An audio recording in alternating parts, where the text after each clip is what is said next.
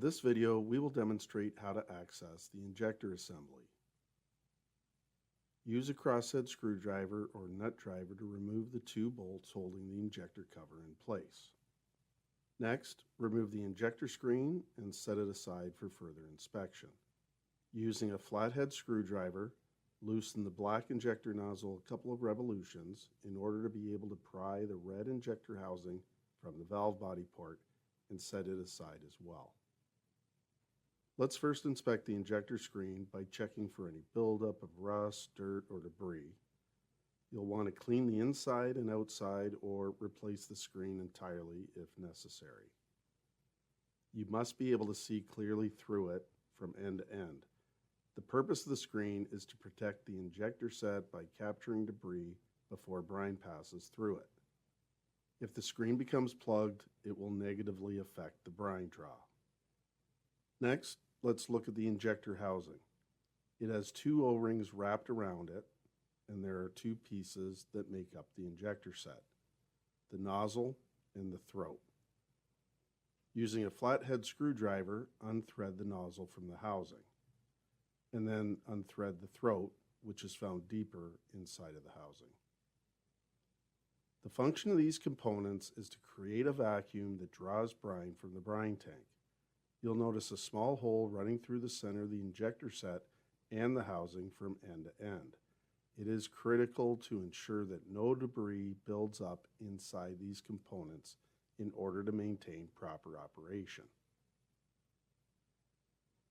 Then inspect the two O-rings to ensure they are not pinched or torn. If you notice any damage, carefully remove the O-rings and replace them with new ones. Use a pick tool to delicately clean debris from the injector throat, and then clean any debris from the nozzle as well. Be careful not to enlarge the nozzle and throat holes as they are precision drilled to a specific diameter. As an alternative option, you could replace the injector set, but please be aware that injectors come in various colors and any replacement must match the existing color set to ensure proper performance of the unit. Using the flathead screwdriver, thread the throat into the housing until snug. Do not over-tighten as you'll risk breaking the injector throat. Then thread the nozzle into place as well, again, just nice and snug. Then apply a light amount of silicone grease to the two O-rings and place them into position on the housing. This is the injector cover, which includes an O-ring as well. You'll want to ensure the O-ring is not pinched or torn and replace it if necessary.